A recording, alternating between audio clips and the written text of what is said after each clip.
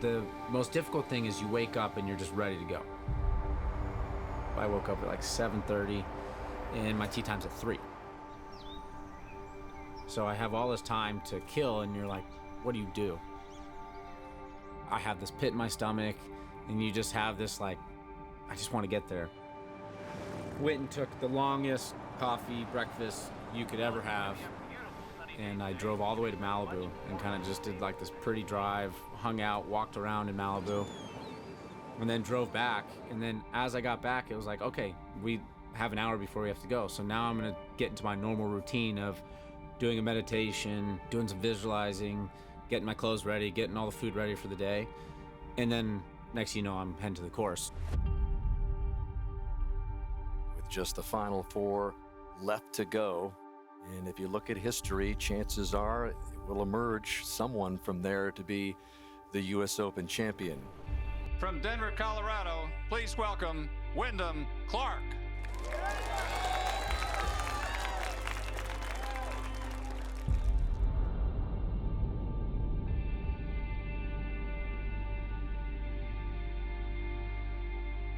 I haven't seen any of this, by the way, so it's my first time watching it. My swing looks great.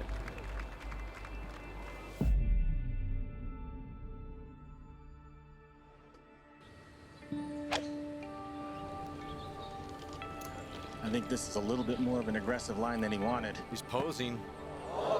That won't stay on the green. You know what's crazy about that shot and approach? I mean, I hit that about as high of a 6-iron as I could, and that looked like it had 0 chance of holding the green. John, my caddy, always jokes. He always calls it early ego. We weren't trying to go that directly at the flag, and so as we were walking off, after the shot landed and we knew it went long, he was like, early ego? And I said, yeah, a lot of ego. Green slopes from front to back, which is unique. So we knew if you go long, you have an easy chip up the hill.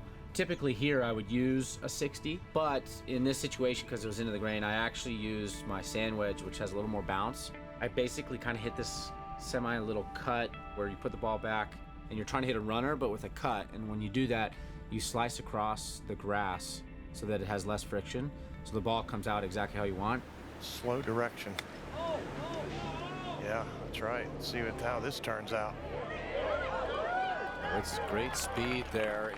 What's so unique about this US Open is they pretty much gave you a birdie on the first hole. So if you didn't birdie it, you really felt like you were losing ground. So to start out with a birdie right there with the lead is huge.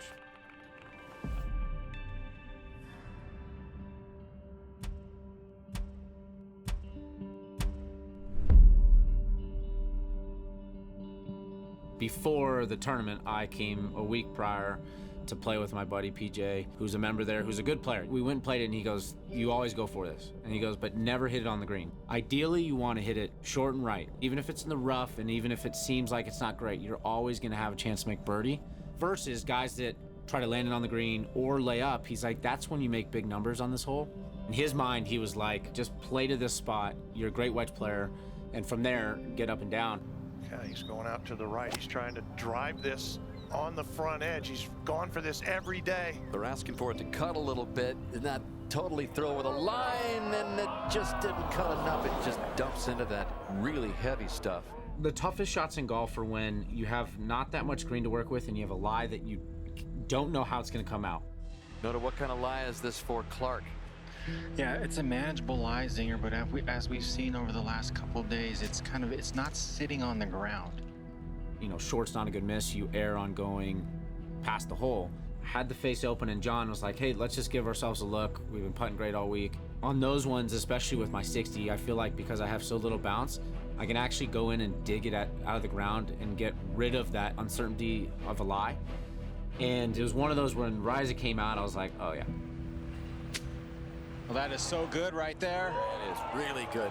It's funny now looking back at this and watching it, how easy maybe I made it look, but in the moment it was not that easy.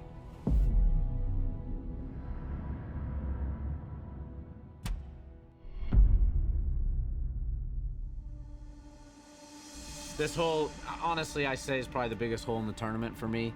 I knew I was probably doing well. I was like, well, no one's going to be better than 2 or 3 under through the first 6 holes. And based on the noises, I didn't hear many roars. So I was like, okay, I think we're doing good. And I hit a great tee ball. And what sucks is I was trying to hit the exact shot I hit. I just wanted to start it about 10 yards farther right. We wouldn't even be sitting here talking about this hole. He's tugged this one. This has got to carry. Oh, nope, that's in the barranca, and then that looks some high grass right there. Oh wow, I didn't realize it pretty much landed up top. Are you kidding me? Yeah, that's it's tough to watch. Lie was good. The only thing that was tough is I couldn't see the ball. And John, being a good caddy that he is like, hey, you know what? Birdie's kind of out of the way. Let's just get it on the green. If we make a 25-footer, 20-footer, great. If not, we get a, no harm, no foul. My mind, early ego, all ego, as John called it on that one, I thought, well, it's a good lie. I think I can pull off the shot. You got to air long here if you're going to air somewhere, because you certainly don't want to leave this one back in that barranca. Oh my goodness. Right under it, Zig. I just literally went right under the ball because I couldn't quite see the depth of where I was, and I opened the face too much. Oh, now he's in a worse situation.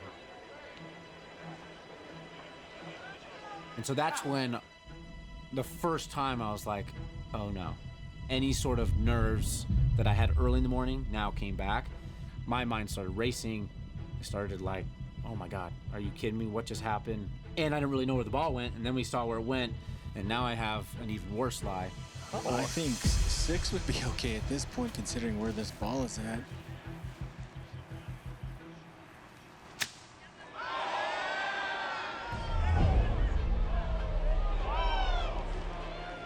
His second shot missed by 1 yard of being fantastic. And now he is in deep trouble just trying to save bogey. Hit it over the green, but then it goes into a bad lie as well. And so your mind does this. At this point, I don't necessarily know I'm in the lead because I didn't look at the board, but I knew I was right there. Having a great caddy there is huge because your mind starts going, oh my gosh, I should be having a birdie look here. It's a par 5, I have a 4-iron in. Now I'm trying to get up and down for bogey. I don't want to make double.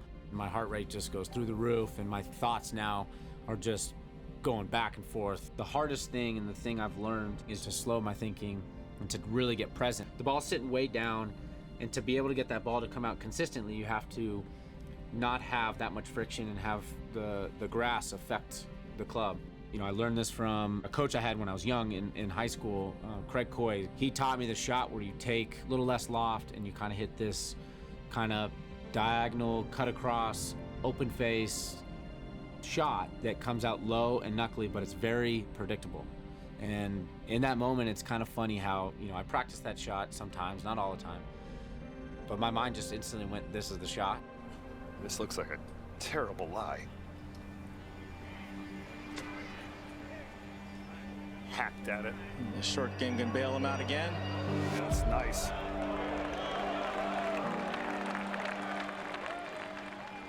It was crazy as I felt like I now had momentum going into the next hole, which sounds kind of weird that you'd say, well, you just made bogey in a par 5. How do you have momentum? For me, mentally, it's like, all right, I can do this. If that's the adversity for the day, we can keep going and I can move on.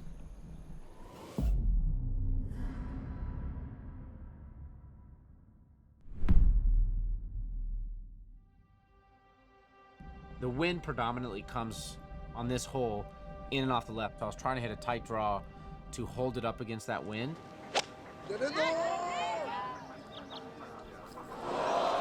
Nope, too close to the edge.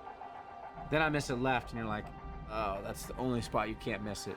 Yeah, and it's not great, primarily for the reason that his feet are going to be on one level, sort of closer to the bottom of the sand, and the ball's going to be a good 8 to 12 inches above that, which is really going to flatten out that shaft and want to grab that heel. I find myself in a pretty tough spot.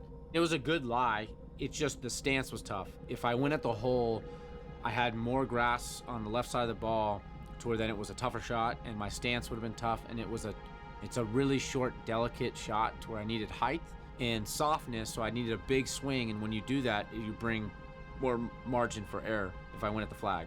But if I went left, I had less grass behind the ball, and then the lie actually became easier, so I could control the shot better. That's where I think what happened on the previous hole got me back into that slow thinking and be able to focus on the next shot at hand. I definitely pushed the limits on how high I went up on the hill. Going to try to use this hill, but it's not going to do it. I'm glad I didn't go any further, because it could have been a different story. It's grabbing a little bit of the slope, Zing. Yeah, but it's not going to get all the way down there. But it's still an excellent shot. It's hitting better by the second. It's in the end, if he gets out of here with a 3. It's about 6 or 8 feet closer than I thought it was going to get. As I make the putt, I give a pretty good fist pump. That is some save, and you can see what it meant to Clark.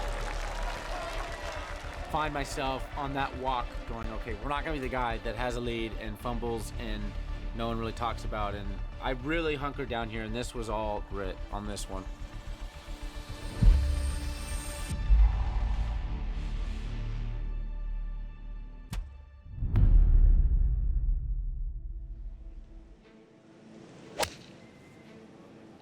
Exactly what he's tried to do, but it is not cutting. If it stayed up top, it's a very easy up and down. But it rolls all the way down into the scariest lie you want when you're trying to hit a flop shot, which is matted down Bermuda into the grain. When people are walking off, it's like so tight. And I'm feeling the ground and feeling how firm the ground is. I almost kind of got this smile and chuckle on my face because I said, I'm about to hit a 6 shot. It was so firm, and I knew with my wedge that I have that's very like low bounce, I knew I could hit the shot. And honestly, right as it came off, if there was a mic in my head, I literally said, I made it. Extremely difficult look here. What a shot that was from that tight Bermuda lie down there. It was an amazing shot. This was probably difficulty-wise the hardest up and down I had all week. And, you know, probably, I'd say probably the best up and down of my career. Boy, those saves at 9 and 11. If he goes on to win, he'll certainly remember those.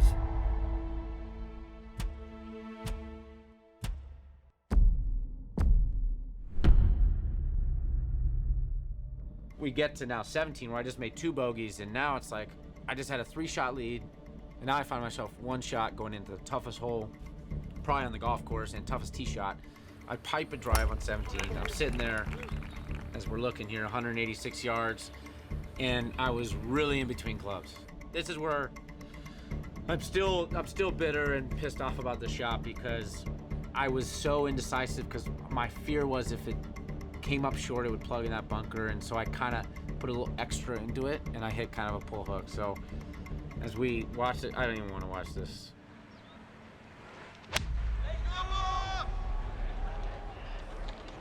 I'm like, are you kidding me? He's pulled 5 irons on this backside. The only good thing is I knew left of the green was okay. I then found myself in kind of my wheelhouse, which is a little bit of green to work with, and I can hit a low spinner. That's kind of one of my specialties. And that's what John told me. In any given moment, if we weren't in the US Open on the 17th hole with a 1-shot lead, you would never think twice about getting this shot up and down. And so it was a great reminder, because it got me back into like, yeah, you're right. Screw the moment. Let's just hit the shot that I know I can hit. This shot by Clark.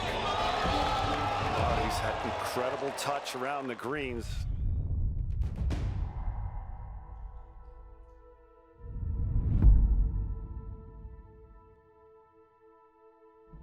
Just that whole week was so special. It just felt like I was destined to win, and you know, I hit amazing up and down shots. As much as I'd like to say I can do that anytime, I just felt like that week was my time.